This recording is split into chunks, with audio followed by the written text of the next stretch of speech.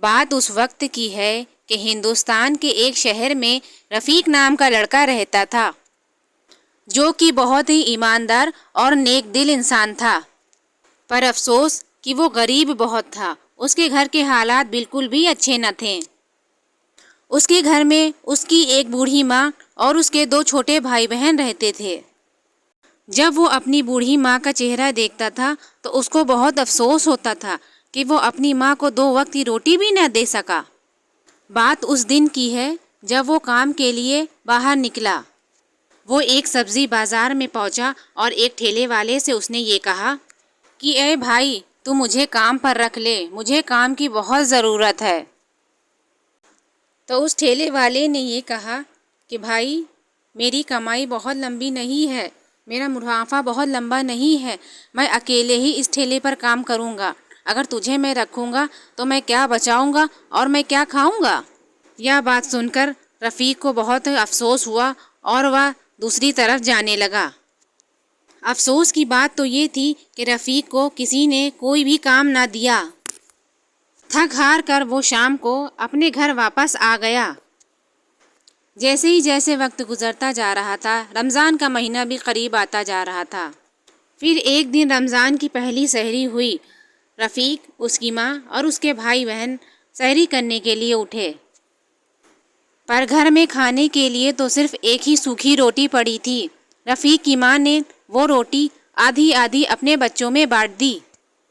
رفیق نے اپنی ماں سے کہا، ماں، تو بھی تو کچھ کھا لے، تو کیسے خالی پیٹ سحری رہے گی؟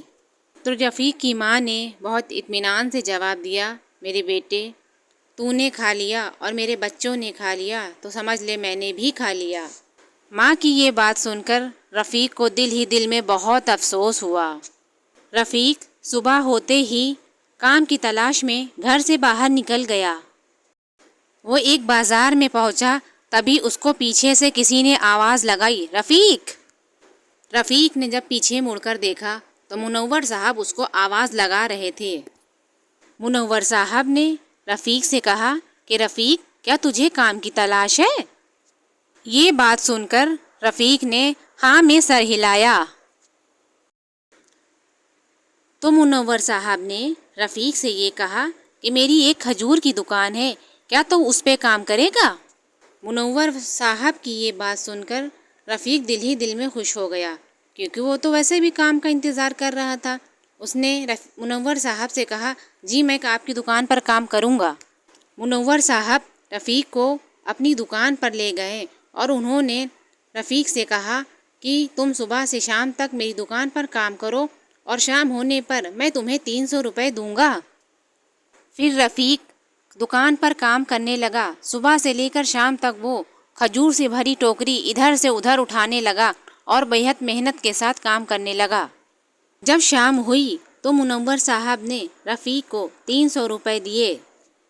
یہ دیکھ کر رفیق بہت خوش ہو گیا اور اس نے دل ہی دل میں اللہ کا شکر ادا کیا۔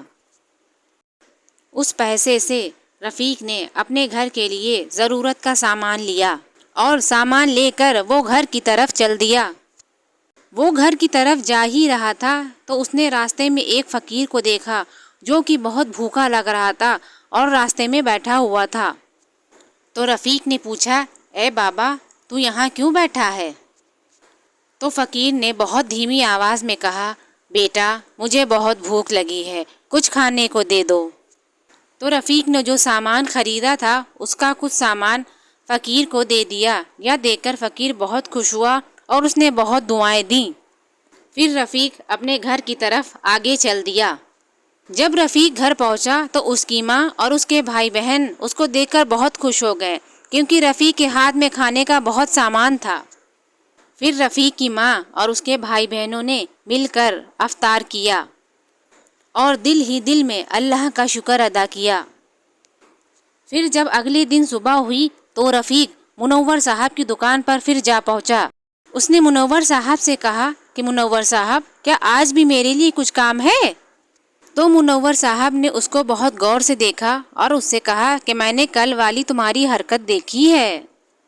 تو رفیق نے منور صاحب سے پوچھا، میری کون سی آپ نے کل والی حرکت دیکھی، ذرا بتائیے۔ تو منور صاحب نے یہ کہا، کل جو تم کو میں نے پیسے دیے تھے اور اس پیسے سے تم نے جو سامان لیا تھا اس کو تم نے غریب میں دے دیا۔ یہ دیکھ کر مجھے بہت ہی اچھا لگا، کیونکہ ایسا بہت کم ہی لوگ کرتے ہیں کہ اپنی پہلی کمائی سے غریبوں کو کچھ بانٹنا۔ تمہاری اس حرکت سے میں بہت خوش ہوا ہوں، اس لیے آج میں تمہاری تنخواہ دگنی کر دیتا ہوں۔ کل میں نے تمہیں 300 روپے دیے تھے اور آج میں تمہیں 600 روپے دوں گا۔ یہ بات سن کر رفیق بہت خوش ہو گیا اور خوشی خوشی اپنے کام کرنے لگا۔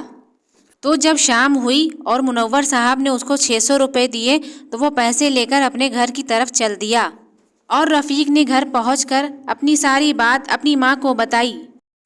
تو رفیق کی ماں نے یہ کہا، ہاں بیٹا، دیکھ لو اللہ کا کرم کہ اگر تم اللہ کی راہ میں 1 روپیہ خرچ کرو گے تو اللہ اس کو تم کو 70 گنا دے گا۔ تو اس کہانی سے ہمیں یہی سبق ملتا ہے میرے دوستو کہ ہم سبھی کو اللہ کی راہ میں خرچہ کرنا چاہیے، ضرورت مند کی ضرورت پورا کرنا چاہیے، اس کے بدلے اللہ ہمیں کئی گنا دیتا ہے۔